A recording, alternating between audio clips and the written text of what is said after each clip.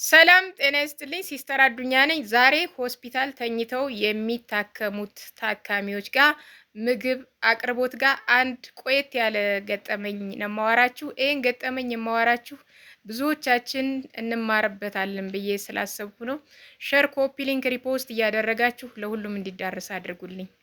2008 እና 2009 ላይ ደብረ ማርቆስ ሆስፒታል ከመድኃኒቱ ጋር የተላመደ የቲቢ ታካሚዎች ተኝተው የሚታከሙበት ክፍል ላይ ነው የምሰራ የነበረ እና የቲቢ ታካሚዎችን ከሌላው ለየት የሚያደርጋቸው የሚዋጥ መድኃኒት ነው ያላቸው።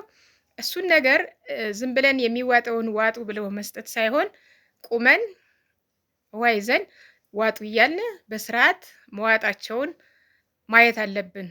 ሌላ ምግብ ነው የምናይ። ምግብ የቲቢ ታካሚዎች እንግዲህ ሎስ አፒታይት ነው፣ የምግብ ፍላጎታቸው የለም። ስለማይኖራቸው ምግብም እንደምንም ብለው እንዲመገቡ ፑሽ እናደርጋቸዋለን። በዛን ሰዓት ስመለከት ምግብ አይበሉም፣ ያወጡለታል። በጣም ተጠይፈው በጣታቸው ምናምን ከሽሮ ላይ ከምናምን ያይጣር እንደገና ደግሞ እነዚህ በረሮ ምናምን ነገር ያወጣሉና ከየት ነው ይሄንን ነገር የሚያወጡት ምናምን ብዬ አንድ ቀን ተናደድኩኝና ወደ ምግብ ቤት ሄድኩኝ።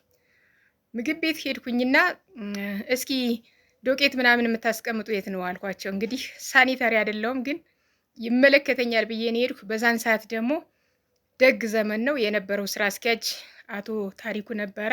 እንደዚህ አይነት ተግባር አፕሪሼት ነው የሚያደርገው። በአሁኑ ሰዓት ቢሆን ሽብር ፈጠረች ተብሎ ልታሰር እችላለሁ። ነገር ግን በጣም ነው አፕሪሼት ያደረገኝ። ወንፊት አምጡ አልኩኝና በጣም ደነገጡ ሰዎቹ። ወንፊት አምጡ ስላቸው ዶቄቱን እዚህ ጋር አድርጉልኝ አልኳቸው። ጨምሩልኝ ወንፊቱ ጋር ማለት ነው ስላቸው በጣም ፈርተው ትንሽዬ ዶቄት አደረጉልኝ።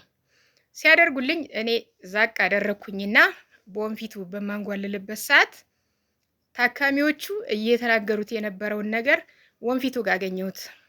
ያይጣር በረሮ ምናምን በጣም እና ሰዎቹ በጣም ደነገጡ። የዛን ሰዓት አፈሩ። እኔም ለአቶ ታሪኩ ለስራ አስኪያጁ ሪፖርት አደረግኩኝ። አልቆዩም፣ በቃ ወዲያውኑ ጫራታ ወጣ። ሰዎቹ እንዲወጡን የተደረጉ። ደግ ዘመን ነበረ። ቅድሚያ ለታካሚዎች ነበር የሚሰጠው። ይሄንን ገጠመኝ ሁሉም እንዲማርበት ለመናገር የፈለግኩኝ በተለይ እኛ የጤና ባለሙያዎች መጨረሻ ላይ ታካሚዎች ሲወጡ ሂሳብ እንሰራለን። ከተለያየ ሰርቪሶች ጋር የምግብ ሂሳብ አብረን የምንሰራ እኛ የጤና ባለሙያዎች ነን።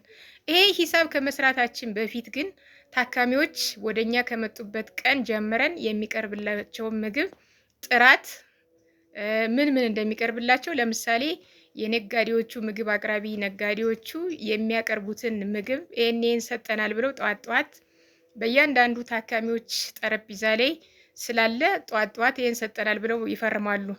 ያ ከመሆኑ በፊት ግን እኛ የጤና ባለሙያዎች ምን ምግብ ሌላ መድኃኒት እንደምንሰጣቸው ሌላ ሰርቪስ እንደምንሰጣቸው ሁሉ ለታካሚዎቻችን ምን ምግብ ቀረበላቸው፣ የምግብ ጥራቱ፣ ጨው የሌለው የታዘዘላቸውን፣ ቅባት እንዳይበዛበት የታዘዘላቸውን፣ ሃይ ፕሮቲን ዳይት የሚታዘዝላቸውን እንቁላል፣ ወተት፣ ስጋ ቀረበላቸው ወይ ነው ዝም ብለው ነው እየፈረሙበት ያለ የሚለውን ሁሉንም እየተከታተልን እስከ መጨረሻው ብናይ መልካም ነው ላለው።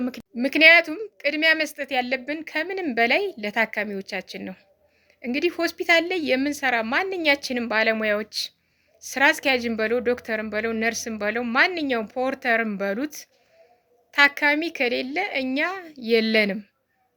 የተቀጠርነ ለታካሚና ለታካሚ አገልግሎት ለመስጠት እስከሆነ ድረስ ታካሚዎች የሚያቀርቡትን ኮምፕሌን አውቶማቲካሊ ማስወገድ አለብን ነው የምለው። ስለዚህ እንደዚህ አይነት ስራ እንስራ እላለሁኝ። ገጠመኝ ይሄ ነበረ። መልካም አዳር ይሁንላችሁ።